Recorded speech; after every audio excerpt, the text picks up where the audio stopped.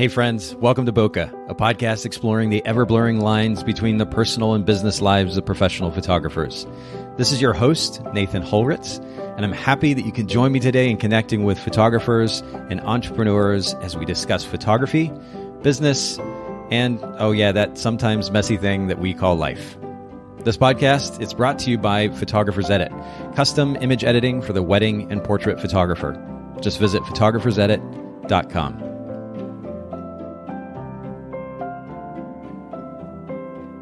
All right, Bokeh Podcast listeners, we are back for yet another episode, and I'm here with, I say I'm here, it's unfortunate that we can't be in the same place, literally, but virtually, I'm here with Caitlin and Luke Bachtold. Thank you guys so much for making time for the Bokeh Podcast today. Yeah, thank you so much for having us. We're so excited. We're pumped to be here. Yes. Real excited. Well, and I have to say, as an interviewer, a guest or guests that bring energy to the conversation, it always makes my job easier. And it's contagious, really. So I like the energy that you bring. I appreciate that. And let's just jump right into the conversation because we have a lot to cover. Let's start with something that we normally do here at the podcast called a technique for time. Very simply, if somebody's listening in, they've only got 5 minutes. I want to give them something of value to walk away from, or walk away with, rather. And so much of the podcast is about efficiency and workflow so that you have more time as a business owner. So what is a technique for time that you all apply to your workflow that creates more space in your life for doing something more than just sitting in front of the computer? Sure. Well, that is a great question. So actually, one of the most beneficial things we've done for our business is getting up at 5 a.m.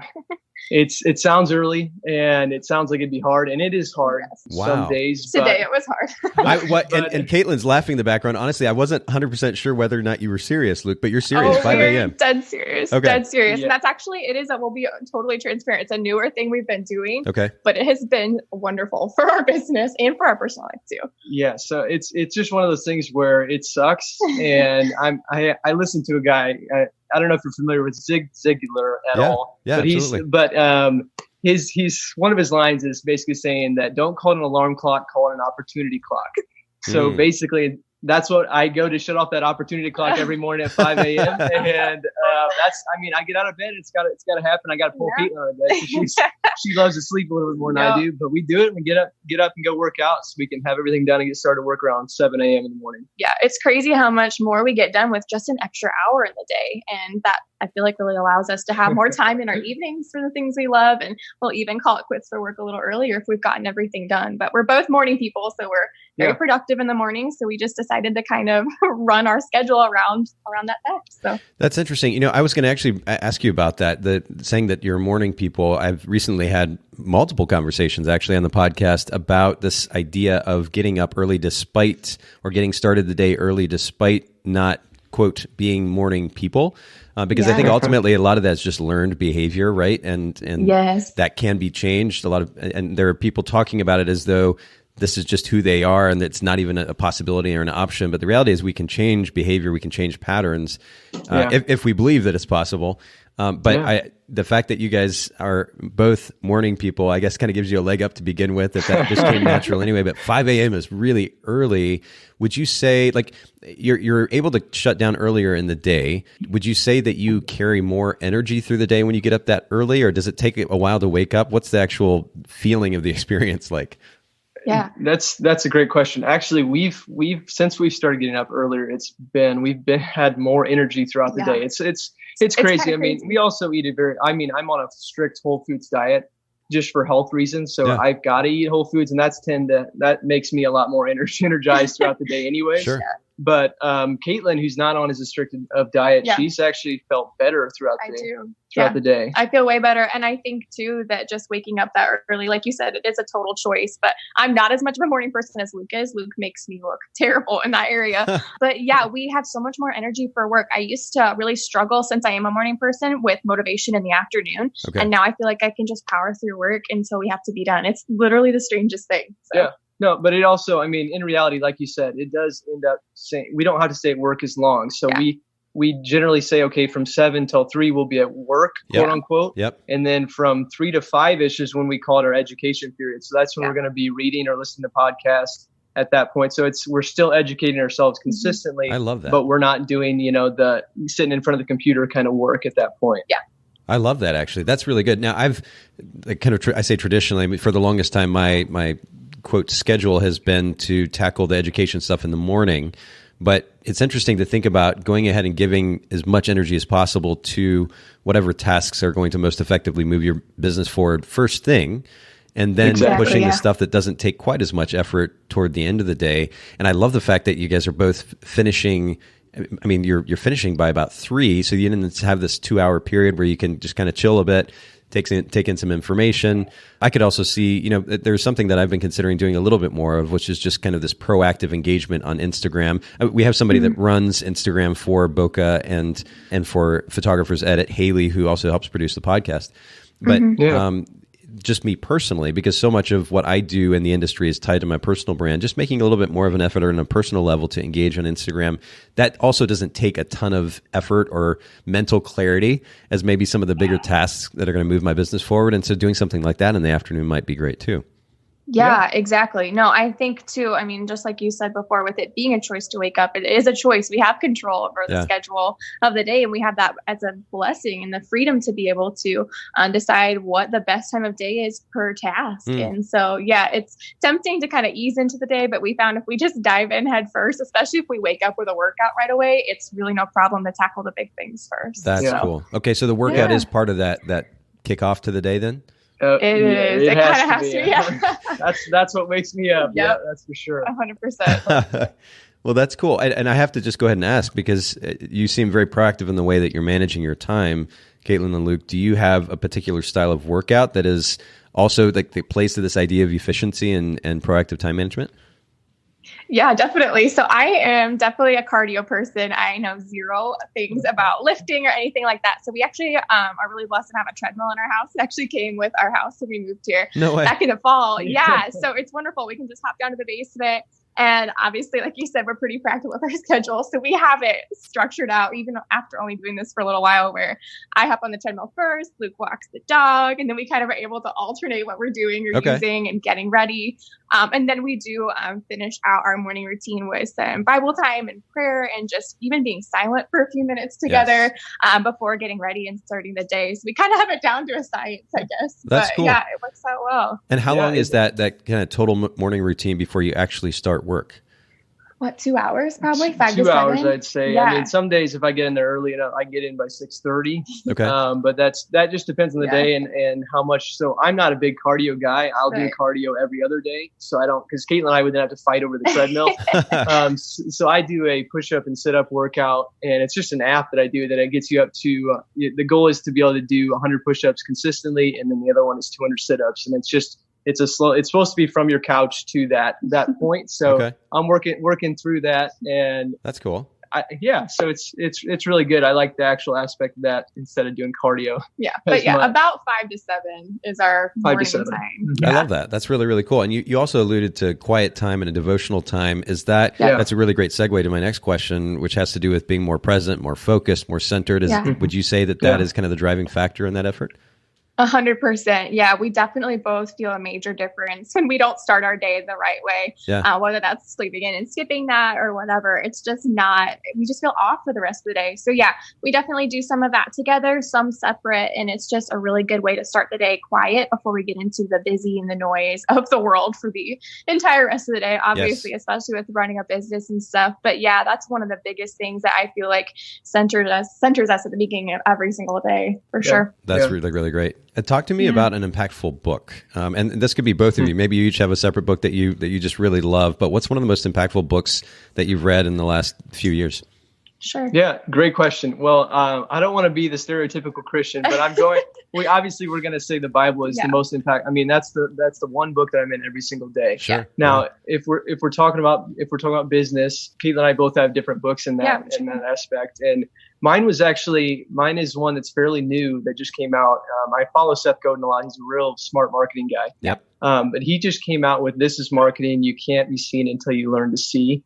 And that is probably one of the best marketing books that anyone could read, and I would recommend anyone. Really? You flew through it. You literally flew through it. Yep. And it's just the concept that comes back to relationships. It's not about just mass marketing, getting billboards and all that stuff like it used to be. Yeah. It's about creating those relationships with people.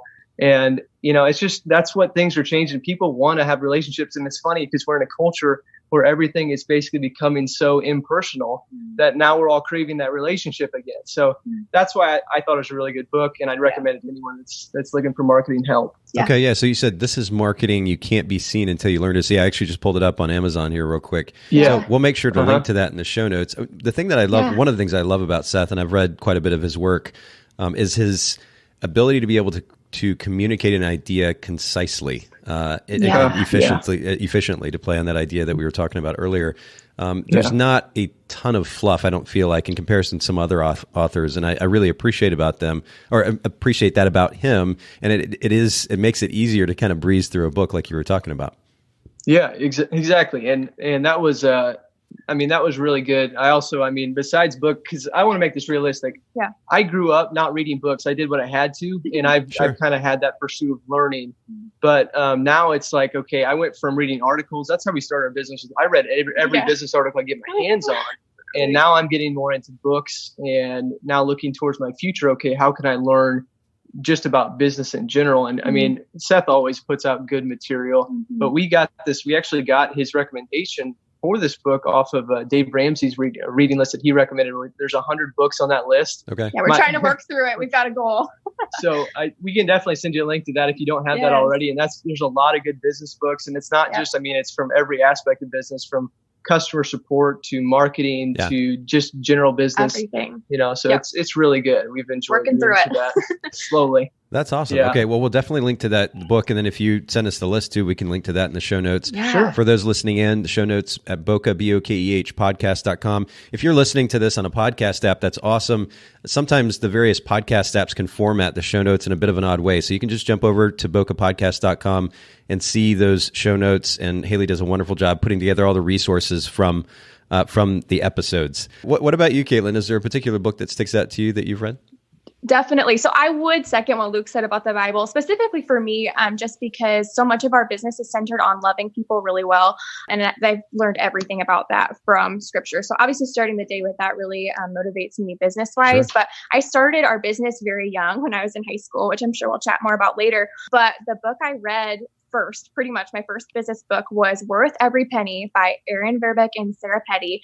And it literally, I read it like 3 times. I think I've read it at least a couple times since then, since high school, but I love that book. It's just, it's all about running a boutique business. And it really introduced me to the concept of running a business that is not just for everybody. It's for serving people. It's for marketing to a very certain ideal client. And it just shaped my business in the early years. So would 100% recommend that one.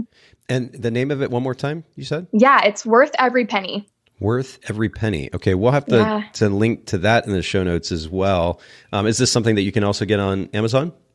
Yes, it definitely is. I actually checked that this morning. So, it's right there for you. Perfect. Yep. Well, we'll link to that in the show notes. We actually had Sarah on the podcast quite some time ago, episode number 38. Right. It's been a while, but they're quite the dynamic duo. And speaking of energy, the energy that they carry is pretty incredible too. So true. Yeah. Oh, that's really great. Okay, so we'll link to that in the show notes as well. Let's talk just a little bit about your background as photographers. Give us the 3-minute version of your road to where you're at now as professional photographers. Let me just start off. I'm going to let Caitlin explain this because she started, but this is hard to do in 3 minutes. Just 3 minutes. Well, I'll go as fast as I can. It's been a long journey. So so I actually was homeschooled from kindergarten through senior year of high school. Okay. So that really gave me, I always say, not the time, just the flexibility to be able to work my schedule around starting a business when I was 15. So started my business when my mom had to still drive me to shoots because I didn't have I had my permit, but not my license yet. That's awesome. So, shout out to my parents. So I started in high school when I couldn't drive, and initially kind of got started with seniors and families and things like that. Had zero intention of ever shooting a single wedding. I was not interested at all. I wanted to avoid it as much as I could. But why did you want to avoid it? Honestly, back when I started my business, I was just a completely different person. I was incredibly shy. I was not comfortable in front of people. And to be totally honest, it was fear. It was just the idea of having to run an entire wedding day. I just had no literal idea how someone could pull that off. So I totally get it. Yeah. I mean, the idea, especially when you go to shoot that first wedding, the idea that the responsibility that you're taking on and knowing that you have little control over how that day is going to play out. and you have to, in some ways, just kind of react to it, but do so effectively. That's it can be overwhelming.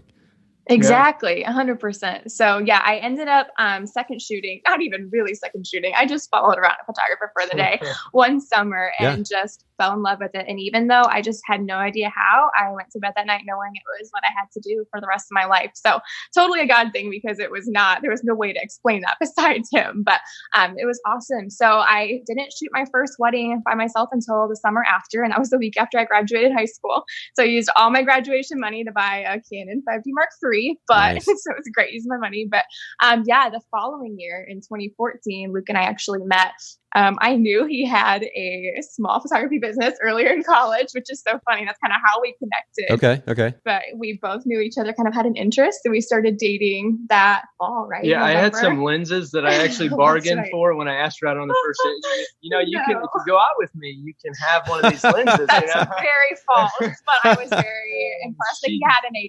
She did use my lenses after that. So I was like, this is pretty great. So anyways, he was in nursing school at the time. I was studying business. So my business was still kind of on the back burner. It was just, it's the only job I've ever had, but was not even close to ready to take it full time or anything. But long story short, we got engaged the next year. And then 6 months before Luke was supposed to graduate as a nurse, and 6 months before we were supposed to get married and support ourselves, Luke decided, and I guess we decided together. Christmas Day, I decided. Merry Christmas. Yeah, exactly. Right. Merry Christmas, babe. So he decided to quit nursing school, and we just decided to go for it. We knew that if he didn't quit when he did, that we would probably never make the leap, because we would just be off and going with our life and marriage. And so we decided to just give it our best shot. So in January of 2016, we made the leap, and we were not expected to make a lot of money that year. So we had to work like crazy. But yeah, long story short, it worked. We worked like crazy that year, and we've been full time since about 6 months before we got married. Yeah. So it's been a crazy ride. Yeah. What a cool backstory though. And again, and I've said this a few times on the podcast, but I would say kudos to you guys for just going for it, right? Because at the end of the day, we can sit around and analyze and overthink and overprocess, and it's good. I think there is definitely something to be said for having a bit of structure to the way that we approach this, to be aware of the money that we need to make and the business model that we want to create that's reflective of our goals. And of course, that then trickles down to the type of clients that we're going to target and what we're going to charge. There's various factors to consider, but at the end of the day, we have to just do it, right? It's one thing to talk about it and consider it, but it's another thing to do it. And we sometimes just need to take the leap and go for it. And I love that you all did that. And I'm so glad that it's played out well for you too. So are we. So are we. We are very glad. But yeah, it's been great. And yeah, like you said, I don't think if we had not made the leap then, I'm not sure we ever would have done it. So I'm glad we at least gave it our best shot. And I think that's one of the reasons we did succeed is we had to. We had no other choice. It needed to work. It was sink or swim. So. Yeah. Yep. All right. So you guys have moved really quickly through this process of starting a business and then getting to the place that you're at now. And one of my favorite questions, honestly, in this section of the interview is about the piece of advice that you would give to a fellow photographer based on what you've learned. And you don't have, 20 years of experience. It's a shorter amount of time, but you've learned a lot. You've grown a lot. What would you say would be the piece of advice that you'd want to give to whether it's an experienced photographer or maybe even a new photographer, if you had 15 seconds to give them that piece of advice? Definitely. It's a great question. So we have two things. Can we have 15 seconds each? No. Is that okay? Sure. Go for it. Okay. So mine would be, and I know this is kind of a buzzword in the industry right now, building relationships and stuff. But for us, we always say it's way more about the people than it's about the photos. Yeah. And I would just remind either a new photographer or an established one to remember that, because in both situations, it's very easy to forget that and just focus on your craft and the money and the business and all those things. But for us, our business has always worked the best when we have focused the most on people. Yeah. Mine is pretty simple. It is always keep learning. There's so much you can learn. And if you get in cruise control, someone's going to come in and someone's going to keep learning and they're going to surpass you. So if you're not learning, if you're not networking, you're going to lose your business eventually. You may be okay now, but in 5 years from now, someone's going to come out and surprise you. Yeah. Never get comfortable. Yeah. Yeah. Don't get comfortable. And I think along with that, this notion of, not only being aware, Luke, as you're pointing out, but then being proactive in response to it, right? So it's easy. Having been in the industry now as long as I have, I've seen a lot of negativity, a lot of complaining and whining, and this thing is happening, and these newbies are doing this, and shoot and burn, and there's been a lot of complaining that I've seen. Meanwhile, our culture and the market continues to develop regardless of these people sitting around complaining. It doesn't really do them or their businesses, or for that matter, really the industry, a whole lot of good. So the question now is, this is the direction the market is going. Likely your complaining is not going to do anything about it. So how can you react in the most proactive way possible in order to go where the market, where the industry is going, where culture is going? And so I love that focus. But then back to your point, Caitlin, personal experience or personal relationship more specifically, that's something that is on your website that you say our number one priority is making sure you feel loved, known, and cared for from the moment you inquire with us. And we make it our mission to become lifelong friends with each Caitlin and Luke couple we serve. And I like the way that we actually had a conversation before I had the record button about relationships. And a lot of people talk about that. The question, of course, is whether or not they follow through on it. But the way that you phrase this, making sure you feel loved, I honestly don't know that I've ever seen on a photographer's website that particular phrase. Will you comment on that just a little bit? Absolutely. So I don't know how familiar you are with the Enneagram, but I am an Enneagram 2, which means I am naturally a pretty loving and helpful person. Yeah. So I think that we kind of try to infuse that into our business. So it seems very natural to me to just say that to our couples. And 100%. And like, we try to be as transparent and authentic as possible. And we really do mean that. We become really great friends with all of our couples. And we have evaluated our entire client experience multiple times since we started, especially at our yearly retreats that we do, to make sure that every single step that we're doing, not only are we going way above and beyond our clients' practical expectations as far as the things that every wedding photographer should be doing with shooting and delivering photos and stuff, but also that they feel immensely known and loved throughout each of those steps. And that just really, you have to be friends with them. Otherwise that's awkward, to be trying to portray that. So it has come naturally to us to just keep infusing that into our brand and our business. And we have gotten to be such great friends with so many of our couples. We're in a small group now with the couple whose wedding we shot first together, I believe. We grab dinner with people if we're in the city where they're living. Well, I just had a phone call with a bride yesterday where we were working on her timeline, and we spent the second half of the call talking about her puppy and The Bachelor. Like, it's become the best combination in the world. Yes. And so, it's definitely probably a unique thing, but we mean every word of it. And I think that we've experienced so much more joy as business owners running it in that way. And it's just brought so much meaning and purpose to what we do. So I can very much relate to you, Caitlin, and this desire to connect with people and to make them feel cared for. To the extent maybe that my expectations may not be realistic in the sense that I think that it is possible to connect with people beyond the surface level way more than we normally do. I think that we're wired as human beings to at least focus our efforts and energy when it comes to relationships on a smaller community of people. But sitting down, whether it's some random person on the airplane that I'm sitting next to for a short trip, or somebody that I meet at a conference, or somebody that I can have a conversation with at a coffee shop, I think there's an opportunity there to truly engage with them and help them feel cared for, even just by genuinely listening and empathizing with them. That will make them feel cared for in a way that they're probably not even used to experiencing, not only with strangers, but in some cases, sadly, even with those that are relatively close to them. What do you think about that? 100%. Yeah. And I think weddings just in general bring out the good, the bad, and the ugly. And I think it's a very volatile and sensitive time in a lot of people's lives, especially with, like you said, maybe family relationships or friendships or things like that. And so I think it's a very unique opportunity, which I love that you used that word as well, that we have to get to love people during this time. Not even just our couples, but their families and their bridal party and their guests and their vendors. So we try to take it a step further and make sure we're caring for really everybody that we are coming across throughout the experience. So one of our favorite quotes is that people won't often remember what you said. It'll be more how you made them feel. And we try to really make sure that we're infusing that into all what we do. Yep. That's it. And it's a powerful quote for sure.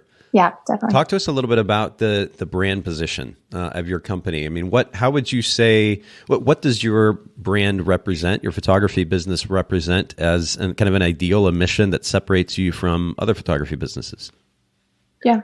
Well, I mean, I hate to just harp on the same thing, but it's literally, it's love. It's funny that it's like we're talking about love and marriage, but it's it's a different kind of love. It's what you were just talking about. It's a love. It's the idea to serve by serving people the way you want to be served. I mean, loving people the way you want to be loved, going above and beyond, always smiling, even when you don't want to. I mean, it's just like when we walk into wedding day, we're smiling. We walk out of a wedding day, we're still smiling, even though every bit of us wants to be like, holy cow, we're exhausted. I need a hot tub right now. But it really comes down to just loving people insanely. I mean, it's just like, we want to go above and beyond when it comes to that. Yeah. And Caitlin is a lot better at that than I am. Mm-hmm. I am not a 2 on an Enneagram. So that is something I have to learn in, and that's something I have to learn from her in. But I love more about talking with people like you had mentioned. So being there and being able to talk with the grooms and being able to just help them feel comfortable, because I know what it was like to get my photos taken on wedding day. And I'm a wedding photographer. I didn't really enjoy taking photos of my wedding. Yeah, and we had a great photographer. Yeah, exactly. So it's all about creating those relationships, showing them love, and also just going above and beyond. And that's, I mean, those are things that, a lot of people can say. We just pride ourselves in doing that and try to do that. We're not trying to, we're not promising this, and this, and this. We're just saying we're going to show up on your wedding day with a smile on our face. We're going to love you the best we can. We're going to be the first ones to say, we're going to go get you a water if you need it. Or if you've got if you left something in another room, we're going to be the first ones to do that, because that's what we want to be remembered as. Yeah, definitely. And then I would also add to that, as far as positioning ourselves in our market, we also are, at least to my knowledge, one of the only husband and wife teams in our area and one of the only photo video teams in our area. So I think that both of those things, coupled with what Luke said about our focus on caring for people, I think that has really set us apart in our industry as a whole. Yeah. Did I read somewhere on your website? I'm actually trying to scroll through and look back again now, but did I read somewhere on your website a comment about how you actually prioritize the relationship over the photo? Is that a statement that I saw? Yes. Yep. That would be correct. So that's a really bold statement. And I think we've kind of covered why that statement would even exist on your website. You're going beyond just saying, hey, we focus on relationships, because of course, frankly, we hear that from a lot of photographers. You're actually doing it and not only making a bold statement, but actually following through on that. And I think that's really great. And the word service was mentioned. And that mentality, I mean, it's a good reminder for me, even for my personal life, also for my business, that I'm focusing on service, taking care of somebody else the way that I would want to be taken care of. And the difficult thing for me in that is not expecting the same thing in return. That can be a bit of a challenge, but ultimately providing that type of care and concern and kindness and empathy for somebody, because ultimately I know that would make me feel good too. And I love the focus on service. It kind of pushes ego aside. It pushes this kind of high and mighty notion of being a so-called artist aside. Not that it can't exist, but for the sake of prioritizing the relationship and serving the client. I think I just really, really love that focus. And I love that you all bring that to your brand. Let's shift in a little bit of a different direction though, just briefly, because this is a fun conversation. Talk to us about a favorite piece of gear in your camera bag. Well, we actually went with the Mark IVs this past year. Yeah. And Caitlin is in love with the things. Obsessed. I mean, just adding the touchscreen to it. Yeah. Okay. But for me personally, my video, I'm more into video than into photos, and I'm loving the Sony A7 III.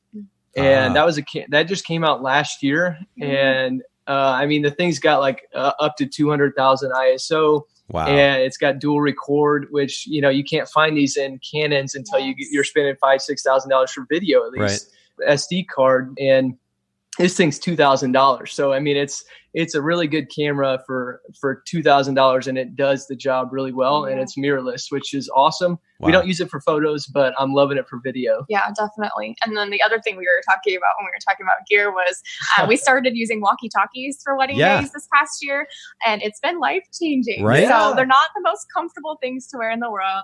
I was not prepared for that, but they have changed the game for us. And I think they're so impressive to our couples. Our couples are like, you guys look like secret agents. Like, you look so legit.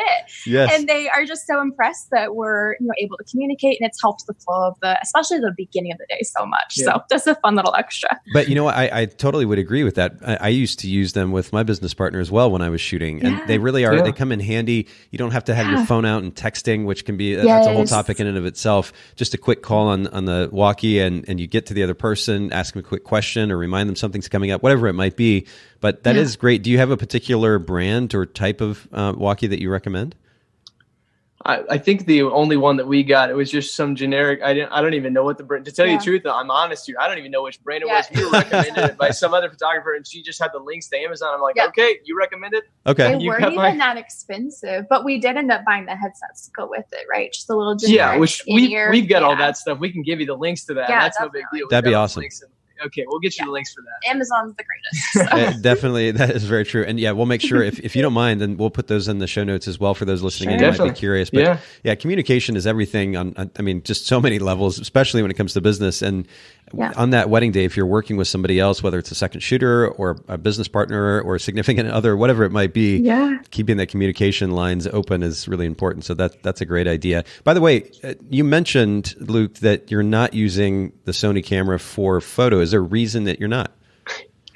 Well, I don't really like the electronic viewfinder and with the mirrorless camera. So we're so used to seeing through the mirror, and it's totally different when you get that electronic viewfinder in there. And, and we're so used to Canon that I'm just like, we'd have to buy all new lenses. Right now, we're just using the adapter to be able to use our Canon glass on the Sony at this point. But it's just like, we just didn't want to make the jump. I was considering it last year because Sony's coming out with some good stuff.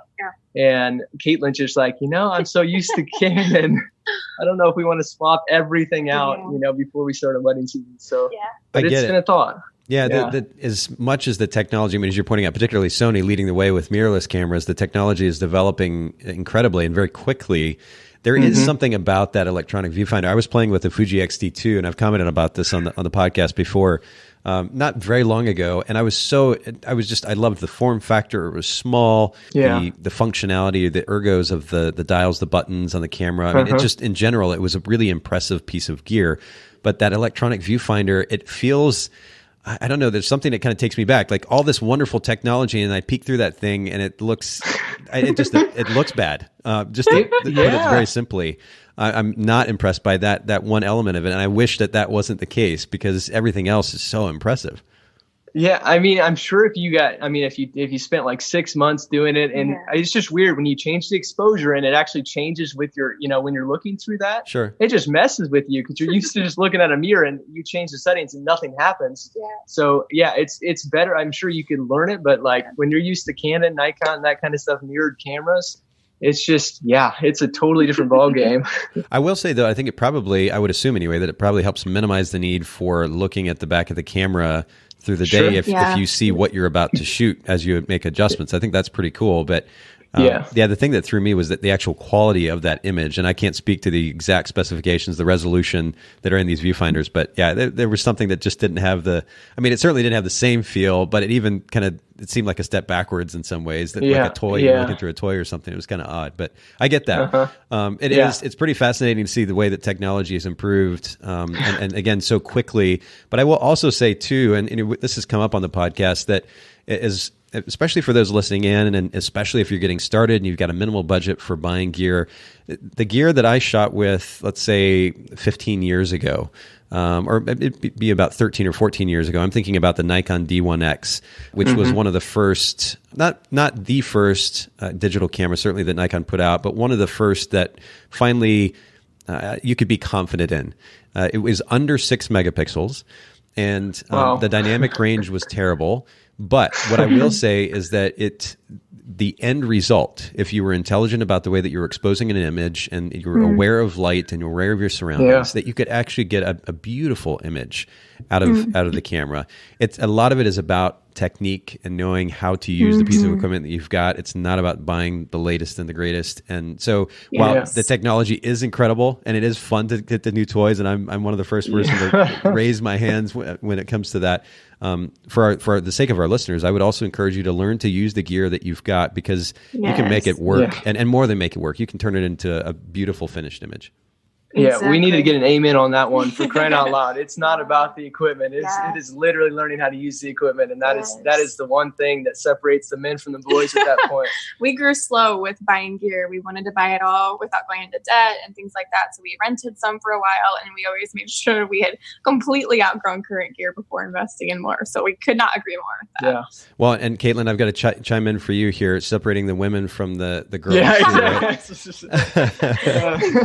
Exactly. Well, let's we've talked a lot about relationships with our clients today, and I'd like to kind of piggyback on that and get into our main focus for our conversation today, which has to do with turnaround time, and more specifically, how to speed it up. Because it sounds like you all have developed a workflow, which means very, very quick turnaround time. And we talk about it, as important as images are, at the end of the day, the client experience likely, and I would argue this pretty much all day long, actually plays a more important role than the nuanced details of the images that we many times pay attention to. The client experience trumps that even. And a significant part of that client experience is turnaround time. So I'd love to start first with what your business looked like before prioritizing turnaround time, if you'd be willing to share.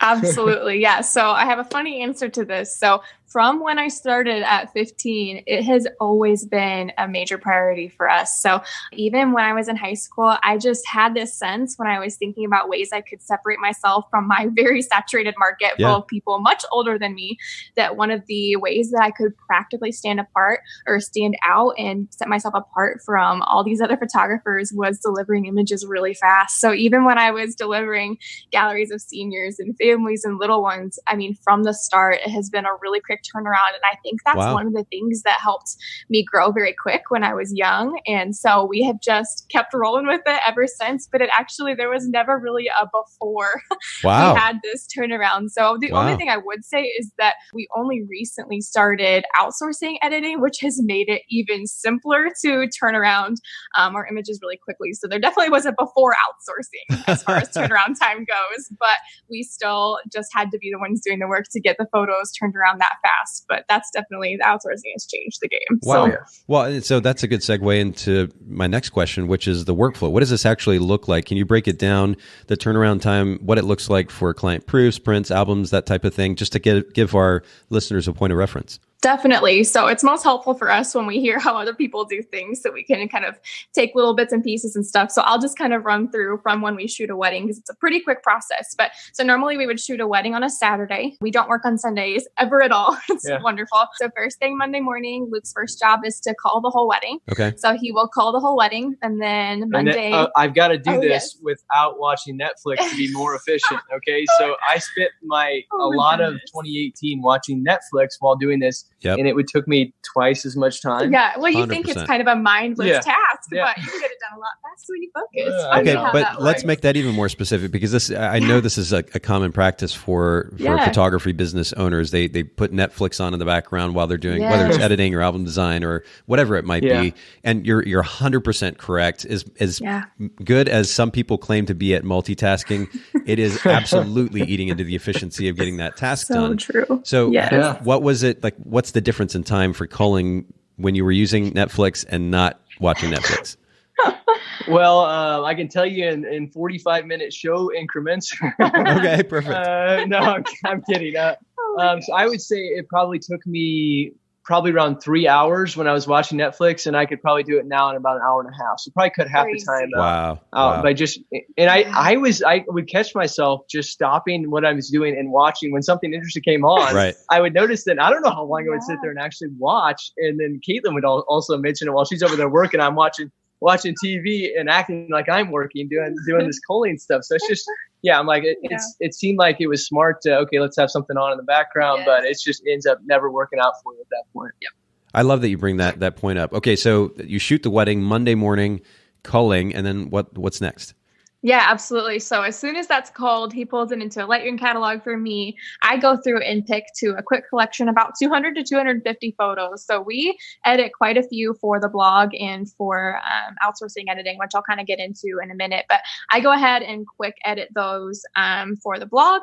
And then as soon as those are done, those get uploaded to a gallery and sent to our virtual assistant. And she has access to our pre-wedding questionnaire where our couples are able to list all of their vendors for their wedding.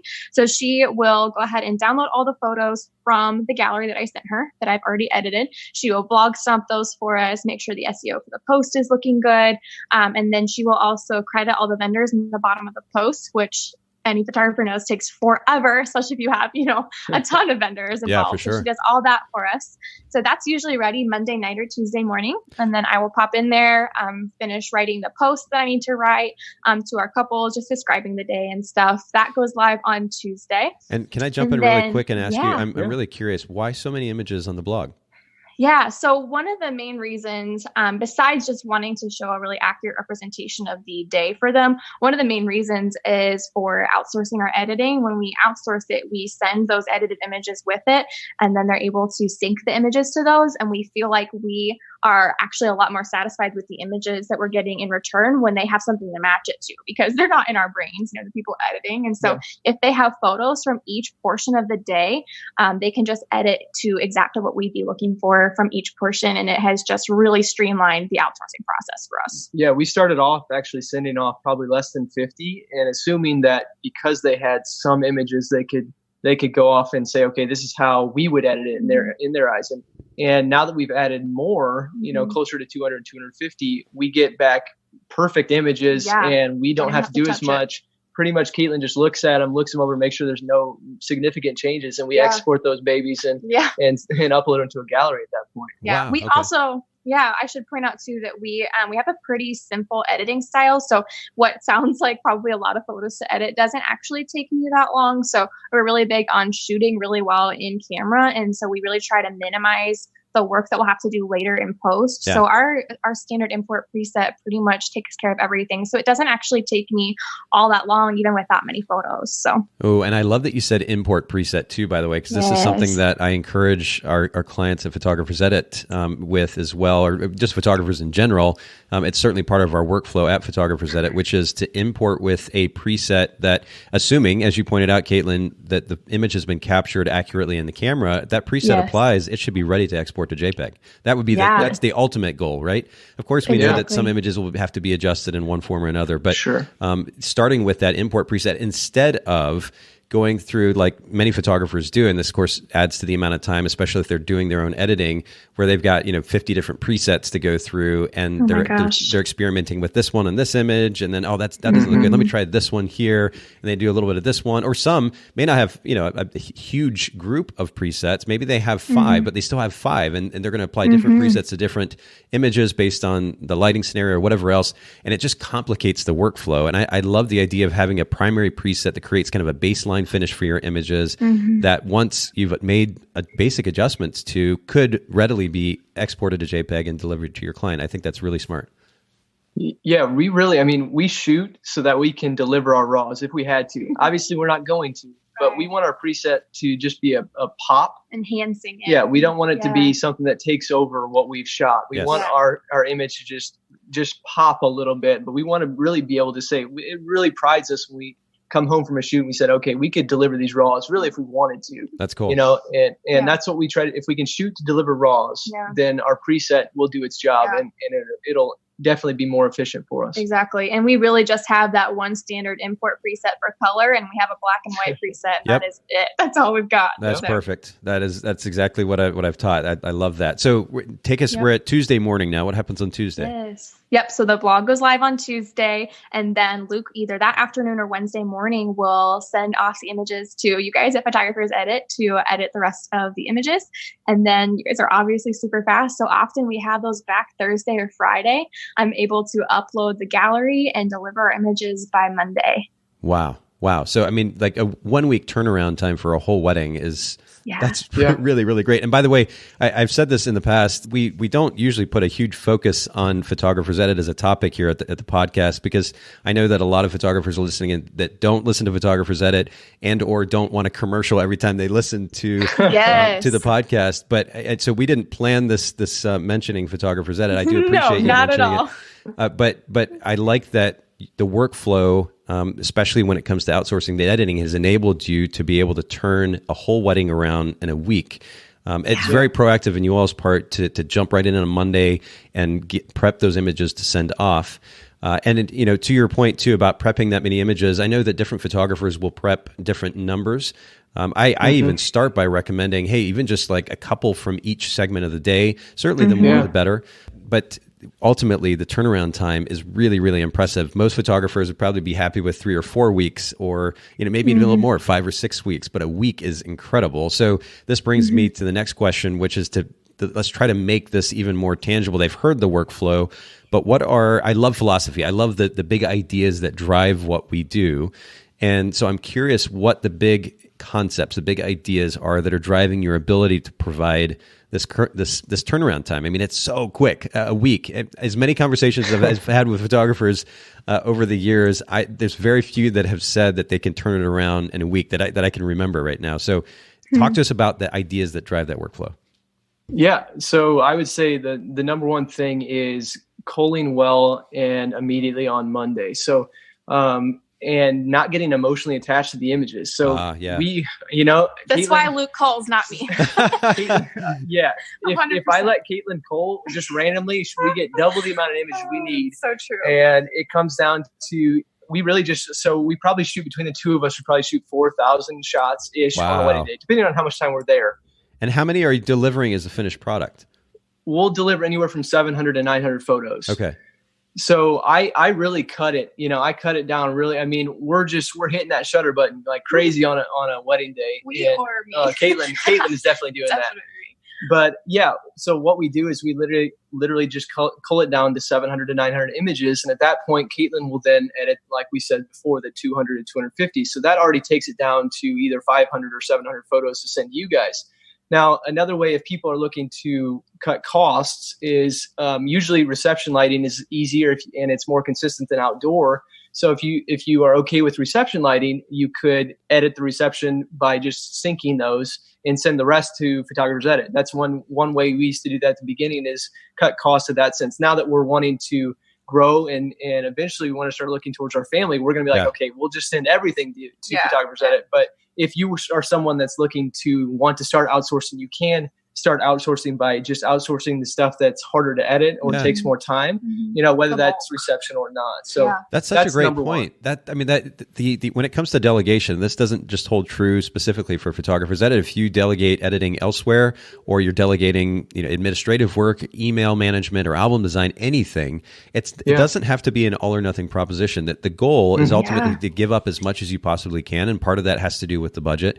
And so I love the fact that Luke, as you suggested, a photographer can just outsource or delegate a certain segment of their editing work, or any other part of the workflow for that matter. And there are ways to work around that. Even when it comes to culling, you mentioned culling. I think the last number that I saw is roughly 70% of our clients are doing their own culling and then sending the rest for color correction. And that does save a bit of money. And there is a way, by the way, for those of you who do cull your own images, to go about that process very quickly. You talked about the emotional attachment, which is interesting because I very much relate to that. But the culling process can take so long if you get sucked up in it. And the workflow that I've taught for years, and actually the root of our workflow at Photographer's Edit, it lies in using the P key to pick. So I love keyboard shortcuts. It's so much more efficient. But if you have a series of images, just simply finding the one that immediately sticks out to you as far as expression, lighting, composition, and choosing that versus feeling like you have to pull up all 5 and compare them. If you've got one image that's great, run with it. P key, it's flagged, move to the next set. And you do that. And that way, and I think part of it too is I noticed in years past that photographers were kind of focusing on deleting versus picking. So that gets even more complicated, because even though you're with a virtual catalog, you're not deleting per se.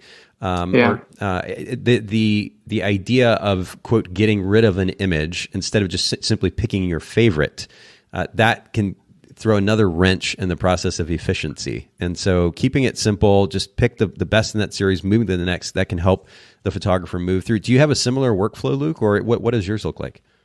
Well, we actually use the program Photo Mechanic to do this. I don't know if you're familiar. Yeah. So we're literally just tagging every image, and it comes down to, usually we have multiple shots from the same angle or at that point, the same pose. So I'm hitting one and I'm going through, and I'm just like, okay, when it comes down to it, I want to make sure they have one from each pose, from each shot. So Caitlin goes through her whole posing thing at that point, and she'll have, at least easily like 500 to 800 photos.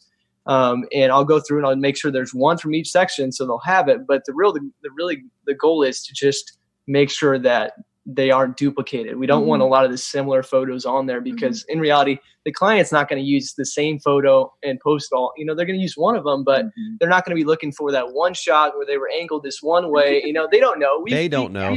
That sums it up. That sums it up. They don't know. They're not looking over your shoulder. Know. Yeah. Exactly. Yeah. Okay, so that's good. So starting with the culling and doing so immediately on Monday, I'm sure that for many of us, something like that, I mean, it can feel a little bit tedious and be easy to put it off, but just diving right in and getting it out of the way, I think that's a great first step. What's the next one?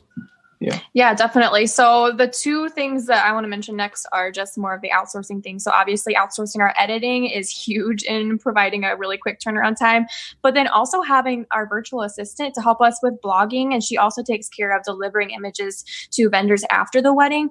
Obviously we wouldn't be able to send over those edited images to the outsourcing company if we hadn't blogged first. So she's a huge help in getting that blog post up so quickly. And I'm able to work on other things while she is prepping the blog posts for us. So for us, it's really changed the game to have both the outsourcing editing implemented and then hiring a virtual assistant as well. Okay. So did you hire an individual, or are you working with a particular company, or can you divulge that information? Yeah, definitely. So she is just an individual out of Virginia, I believe, right? Yeah. So she's got her own photography business as well, but she takes on the select few clients for virtual assistant work. And so she does a lot of the blogging for us, and I guess I should point out our workflow for weddings is very similar to our workflow for engagements. We're able to turn those around in a week as well. So she helps with the blogging for both engagements and weddings. Wow. And then she handles all the delivery to vendors after weddings, which used to take me forever to do. So, and for photographers who may be curious too, what does, I'm not asking for specific numbers here, but is the pay for this type of work kind of a flat rate, or is it an hourly rate, or what does that look like?